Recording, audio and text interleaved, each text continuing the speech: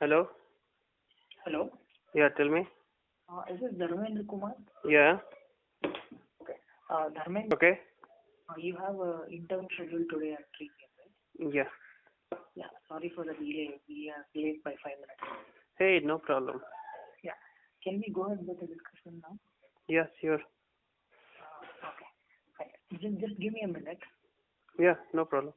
Yeah, just give me a minute. I'll get my charger. I forgot my charger. No problem, Just, sir. yeah, I'll be back. Yeah. Hello. Yeah, tell me. Yeah, Dharmendra. Hello. Yeah, hello. Yeah, Dharmendra. Can you please brief me about yourself? So you said, you have mentioned like you are a module lead, right? Yeah, module lead. Do you follow agile methodology?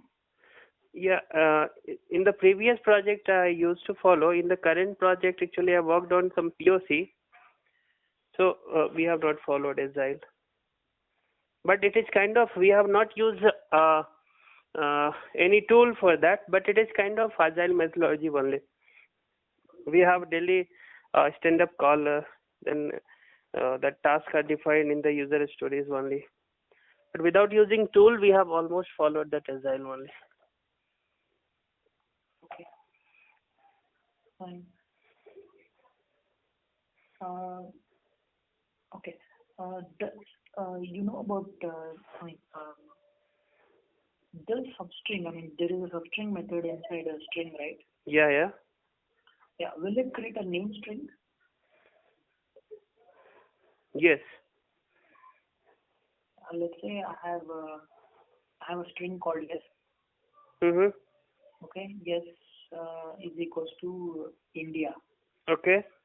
Okay. So now I have mentioned it as yes dot substring. Okay. And I will pass index as 2. Index as? 2. Okay. So will it create a new string or how is it? Okay. See, strings are immutable, as I know. So whenever I perform any operation on a string, it will create the new object internally. Okay. That same object cannot be modified. So either you are using a string from SOP statements, or means you are using new operator or without new operator to create the string object. Always it will create the new string object. Mm-hmm. So according to you, substring will create a new object, is it? So yeah, it will create. Hello? Yeah, it should create. It will create a new object. Yeah. But you said string is immutable object, right?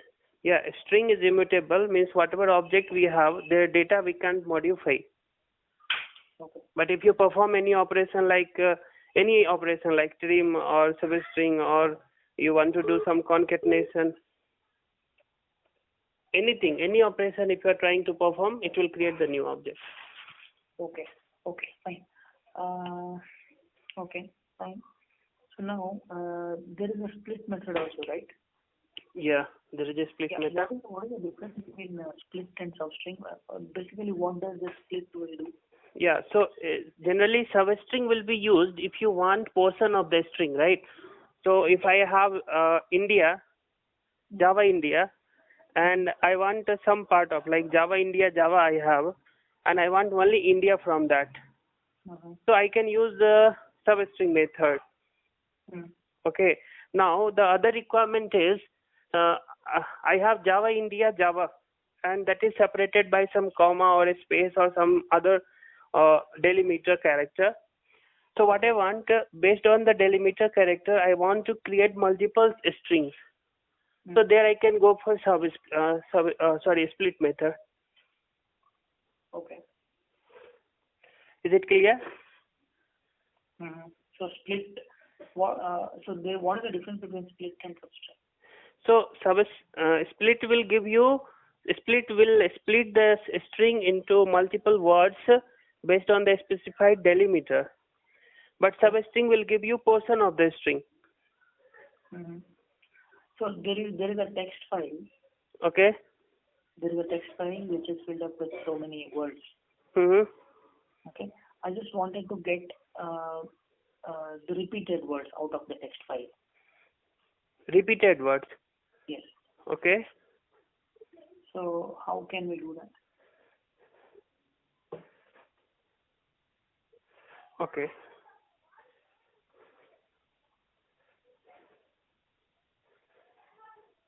Yeah. So one option is like we can read the from the file. We will read line by line, or however you want to read. Means we can uh, take the file content into some array, and then take the first word, whatever we have, and then see that word available in that array or not. If it is available, print that.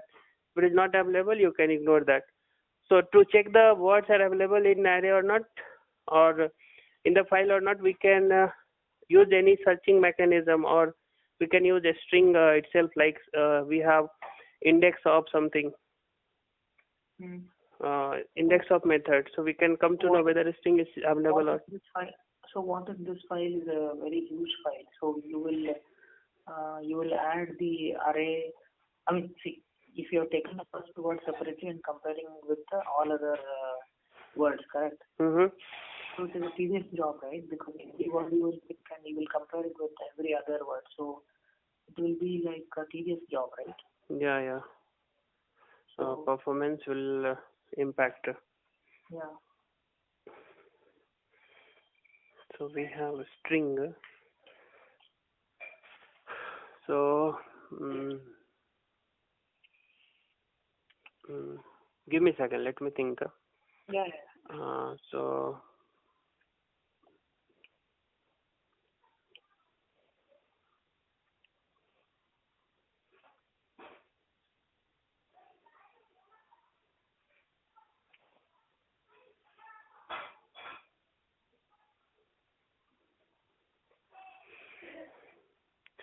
see, if we have to search in the entire file, we have to use any searching mechanism, right? Without that, we won't come to know whether that word is available or not. Now, searching depends like which search you want to use. You may go for linear search, or you may go for other base searching algorithm like binary search and all. So someday, yes. I don't want to use any algorithm. Just a simple. I mean, if you have anything in your mind.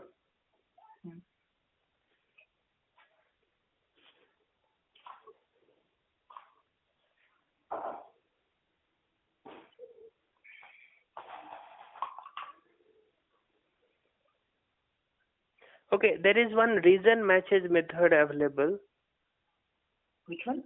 Reason matches method. Okay. And that also takes one string and compares with the string available in the pool. I think we can go for that method also.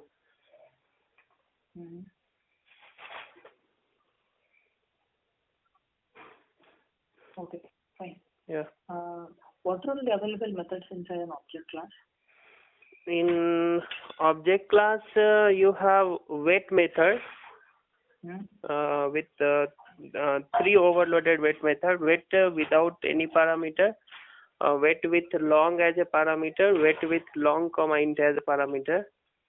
Okay. Then you have 2 more methods for multi-threading, that is notify and notify all. And then you have get class method, clone method, equals method, then toString is there, finalize is there, and that's it. Total 11 methods are there. So get class, equals, clone, finalize, and wait 3 version, notify all, and clone. Second. Yeah. This wait, notify all methods are thread related methods, right? Yeah. Why are these being defined or declared inside an object class? Okay. So see, actually wait and notify method, they have given to perform object locking, like synchronization. So suppose if you want to achieve synchronization. Like by default, threads are allowed to access, multiple thread can access the object and they can perform some operation. But in some requirement, like I want only one thread should access that object at a time, then we have to enable the lock of the object. So this enabling the lock or disabling enabling the lock, we have to use wait method. Okay. And for disabling, we have to use notify. So any object in the Java is eligible for synchronization. It's not like only thread object. Okay. What does the synchronized keyword will do, or the synchronized?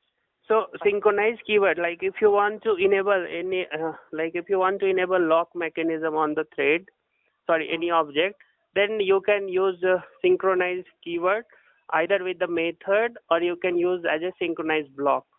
So whenever any method, whenever any thread calls the synchronized method, then it will enable the lock of the object which is used to invoke that method. What is the difference between synchronized method and synchronized block? Why will you go for a synchronized block? So difference between synchronized block and synchronized method is, like synchronized method, like I have method which has 1000 line of code, and what I want, all the threads should access that method one by one. But sometimes I have requirement only some part of the method I want to synchronize. At a time, only one thread should access some part of the method, not entire method.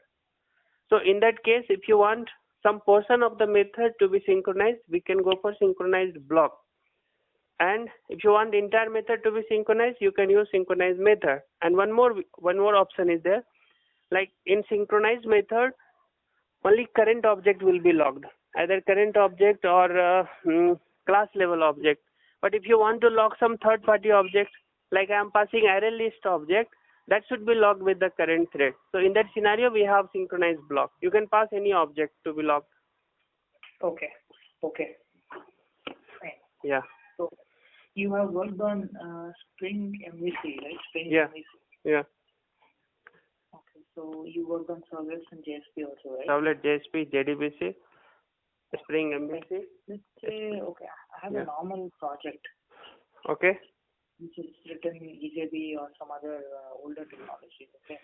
Okay. I just wanted to convert that into a Spring MVC project. Okay. So, I mean, what is the approach? So if you want to use Maven, then we have to we have to create the Maven. Like if the project is available in Eclipse, then you can right click on the project and you can convert into Maven project, and that pom.xml file will be generated. Now you want to use a Spring MVC or whatever Hibernate related dependency, we have to configure in pom.xml. And whatever Spring context file that we have to add, XML file we have to add, whatever configuration files are there that we have to add, and related configuration we have to do. So main is dependency configurations files. What are the configuration files? Like if you are trying to use resource bundles and all. So for a Spring we have separate you have to follow some directory structure where resource files should be placed in Maven. So you place those resource files. Now if you want to use a Spring IOC, a Spring container related, you want to configure beans and all, like if you are using MVC, then you need to enable the MVC annotation. You need to configure the component scan and all, view resolver and all things. So that you need to write in some Spring configuration file. Okay. So what is a dispatcher servlet? Yeah, dispatcher servlet also you have to configure. So dispatcher servlet is front controller servlet for the Spring. Like in a structs you have action servlets. Similarly in a Spring they have given dispatcher servlet. So whenever you request anything, whenever request comes from the client to the Spring application, so first it will go to the dispatcher servlet. That is, dispatcher servlet is responsible to identify what is the controller to call and all. So this is the front front controller servlet for a Spring application. Okay. Yeah. Okay. What is the dependency injection? So dependency injection is the technology. It's kind of technique provided under a Spring as a Spring module. It will help you to inject the dependency of your class at one centralized place. Like in my application, I want to create some complex object. So object creation is not very easy task. It takes time, it takes memory, it takes resources. So in place of you create that object and inject those dependency everywhere in your application, we can ask the Spring container. We can configure that bean in the Spring configuration file and specify the dependency. So automatically at Spring at container startup, it will create a object for you, and whenever you want to use, you can call getBean method and you can use, or you can use annotations and all. We have servlet context also, right? I mean, Yeah. servlet container also, right? Yeah. So does this servlet container also provide this feature? No, servlet container doesn't have this dependency injection feature. Okay. Servlet container only helps you in servlet lifecycle. Okay. Okay.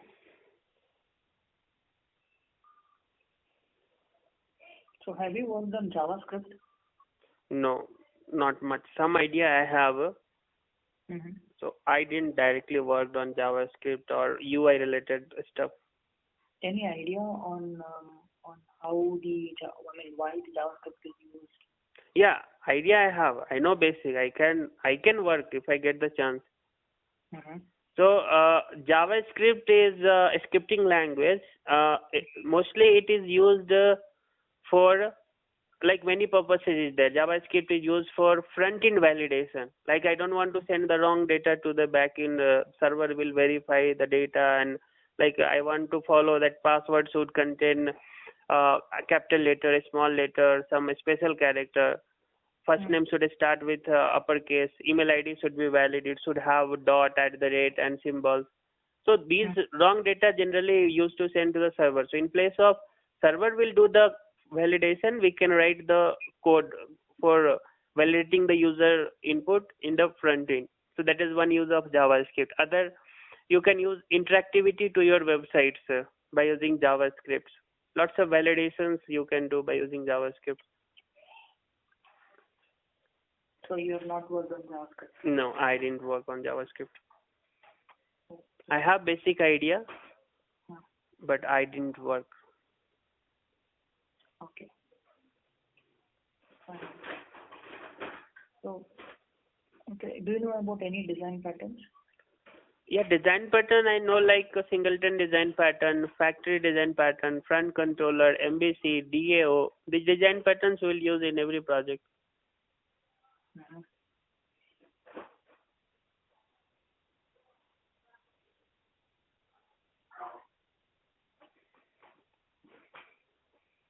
Why do we go for factory pattern? Generally, factory pattern is used to centralize the instance creation. Like, see, factory by name itself, it's factory. That it is a factory of object. One place instance creation task is there. Wherever you want in your application, you can use that factory pattern. So it will resolve the kind of tight coupling of your object creation.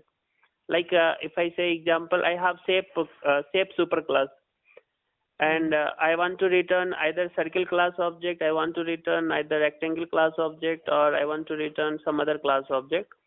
So and that object creation depends on some input. Some input I have to pass, and based on that I need to create the object.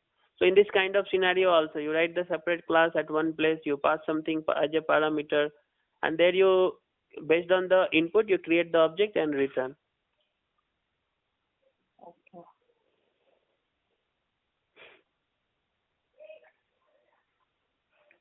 Okay, I have a problem. Okay. Wherein there is a UI. I mean, there is a page. Okay. Okay. There are so many records. Okay. And each time this fetch query is getting executed, but it is not getting refreshed. The records are not getting refreshed. Page is not getting refreshed. Okay. So how to solve it? So means on page you have some button or what it is? Yes, I have a button. Okay. Based on certain input criteria, You have button. I have a submit button. Okay. I have clicked on it. Okay. So you are sending some data. Yes, I mean as an input parameter to the query which I have written in the. Okay. Okay. So it is getting executed and it is giving few records to me. Mhm. So, but these records are not getting. It is not the page is basically the page is not getting refreshed. You got what I'm saying, right? So I have one suppose input.jsp page which has some input parameter. I have submit button. When I am clicking on submit button, nothing happening. Yes. So you are telling what is the reason? No, there are few records actually. Okay. But one more record is getting added now. Okay, so down to the button, you are showing all the records available. Now you are adding one more, and you are saying that that data is not coming back and not showing in the page, right? Yes, correct. So you are telling what may be the reason? Correct. Okay. There can be multiple reasons. One reason is like whatever latest data is stored in the database, that is not properly set into the object, whatever coming back, and you are populating onto the client. That is one reason. Or maybe data is itself not saved in the database. Or maybe data is there. maybe the Data object is there. maybe No, the data is there in the DB. data is saved in the database, but it is not populated in the means control is coming back to the page or not. Control is coming back to the page, but page is not getting refreshed. So page is not getting refreshed.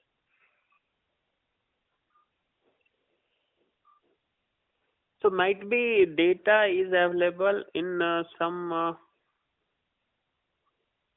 session object or request object. Where the data is available in request object or session object?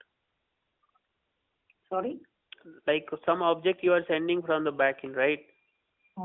So using that object only you will populate into your front end page, right? So where that object is available in session scope or request scope, where it is?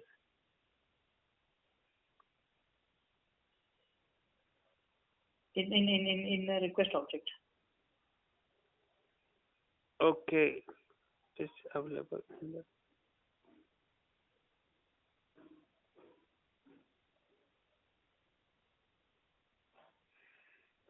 So request dot set your. I think that is the reason. We have to store the data in.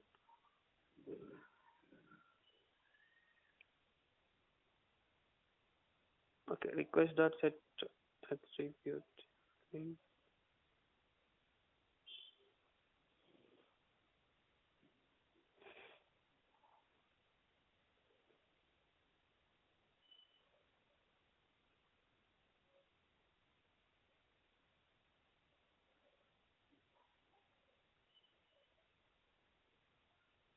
It depends on how you are sending the response. The data is saved in the database. Now response you are sending. If you are sending that object properly, it should come. Okay. Did you get a chance to work on any of the DB related stuff? Yeah, MySQL. I am very good in MySQL. Mostly I worked on the MySQL. In some project I used Oracle also. Okay, fine. What is self join? Self join is a kind of join in which from one table I have one column. From one column I want to extract two type of information. So in that case I have to create multiple instance of the same table. So when in the join query same table are used to join the two tables, then self join, it is called as self join. Means multiple instance of the same table used in the join query, then it is called as self join. Okay, fine.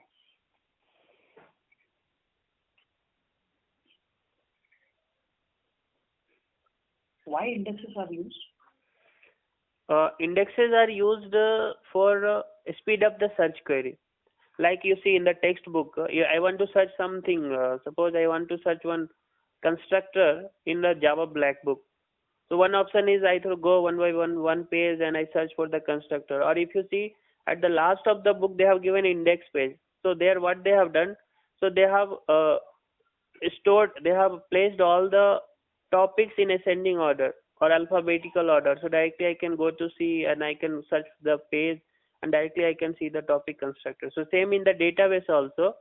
When we are using index on the in any column, then database will create one separate index object, index table. In that they will uh, sort that data and they will store with the help of some uh, key column. Like internally they are maintaining some row ID or some row number. So that will be used in at the time of select query. So searching will be very fast. Okay. Have you worked on any of the web services so far, REST? Yeah, REST I have worked. Spring REST and REST. Sun Jersey REST. How do you specify the query parameter? @ query param. While accessing and while sending, you need to use question mark, key and value pair. Key equal to value, key equal to value. Which tool you will use for testing? I mean, SOAP UI we have used, as well as Postman. Postman. Yeah, Google Chrome, that plugin is there. Postman. You use Postman, is it? Yeah, both I have used, SOAP UI and Postman. Okay. Why web services are required? So web services are required, like I have one application which has some functionality and I want to use the same functionality in other application which is written in some different programming language or something. Like simple example, in my website I want to show weather report. So to show the weather report, I can't set up all the instruments required for that. There is a separate organization they maintain. So what they have done, they are getting the weather report and they have given one web service, that is service on the internet, that we can use and we can show the weather report in our application. Or suppose mobile application is there. In mobile application I want to use so many functionalities. So mobile application, very small chip is there, very small processor. So entire code we can't write in the mobile application. So you can develop the backend code. There you expose as a web service that mobile application simply will consume and you can achieve all the functionality in application. Okay, fine. Now, have you worked on Spring Data? Spring Data also I have worked. What are repositories? Sorry? What are repositories?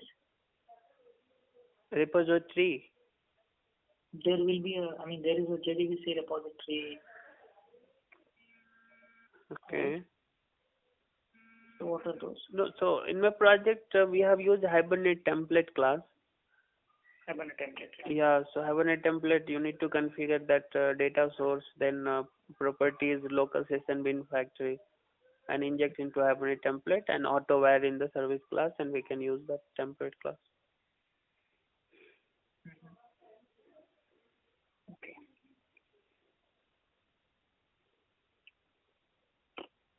Okay, fine. Let's say I have a UI wherein some millions of records are getting displayed.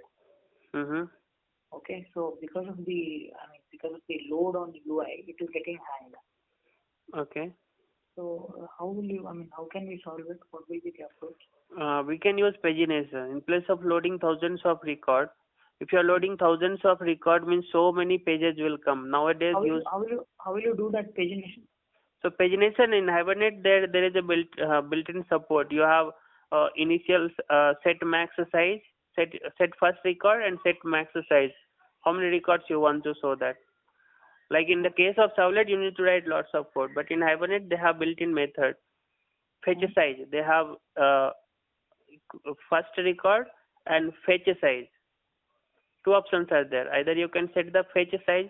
So internally they are using some limit keyword. Like in MySQL, you have select a star from a student, limit 5. So it will show 0 to 5 record. So like that, if you say limit 1 comma 5, it will show 1 to 5 records. Next record 6 comma 10, so 6 to 10 record it will come. Any other option other than this pagination? Yeah, other than pagination, means you don't want to show thousands of record at a time.